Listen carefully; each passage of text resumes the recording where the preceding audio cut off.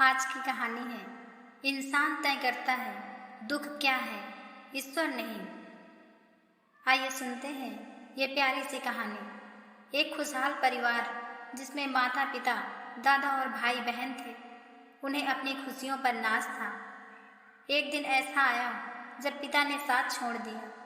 अपने बेटे के चले जाने से दादाजी को बेहद अफसोस था, पर उन्होंने अपनी बहू और पोते और पोती के भविष्य को पहला स्थान दिया और अपने गमों को छोड़कर नई राह पर चलने का जज्बा अपने घर वालों को दिया। लेकिन 1 साल बाद ही उनके पोते की एक दुर्घटना में मृत्यु हो गई।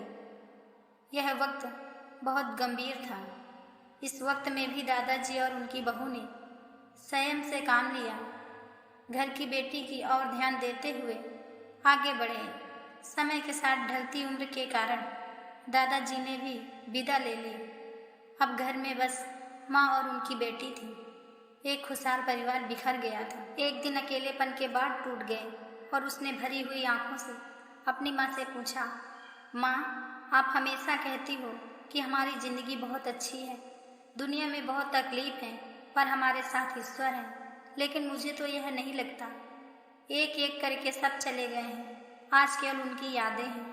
तब माँ ने उसे जवाब दिया, बेटा, मैं जानती हूँ तूने बहुत कम उम्र में अपने पिता और भाई को खो दिया है। तुझे उनकी कमी महसूस होती है, पर बेटा, तेरे पिता ने इस तरह की व्यवस्था की थी कि हमें कभी भी किसी के आगे हाथ न फैलाना पड़े। न हमारे सर से छत हटी और न कभी तेरी परवरिश में कोई कमी आई। तेरे और मेरे नसीब में उन सब से दूर जाना तय था, पर ईश्वर में विश्वास रखते हुए हमने हमेशा उसका आदर करके जिंदगी को गले लगाया। उस कारण ही हमें इस दुख को जी की ताकत मिली। अगर यह हिम्मत नहीं होती तो आज हमारी जिंदगी एक अभिशाप बन जाती। अब बेटी बड़ी हो रही है, जिसके जीवन में अहम फैसले उसके सामने हैं, पर मन में उदासी और बेचैनी है। महज 14 वर्ष की आयु में पिता और फिर भाई को खो देने की तकलीफ है, पर हमेशा अपनी माँ की सीख पर जीवन में आगे बढ़ती रही। हमेशा एक हंसता हुआ चेहरा लिए ही उसने अपने जीवन को गले लगा रखा था। खुशी और गम एक ही सिक्के के 2 पहलू हैं और हर एक पहलू जिंदगी में दस्तक देता है। बस व्यक्ति को गम को बड़ा नहीं बल्कि छोटा करके देखना चाहिए। अक्सर ही मनुष्य यह सोचता है कि दूसरों के पास कितना पैसा है, खुशियाँ हैं, मेरे पास कुछ नहीं है।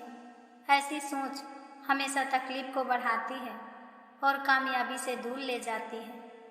जबकि अगर व्यक्ति ऐसा सोचे कि अगला कितना दुखी है, उसके तकलीफ़ों से अपनी खुशियों का मापदंड करे, तो उसे ईश्वर की दी जिंदगी पर अभिमान होगा।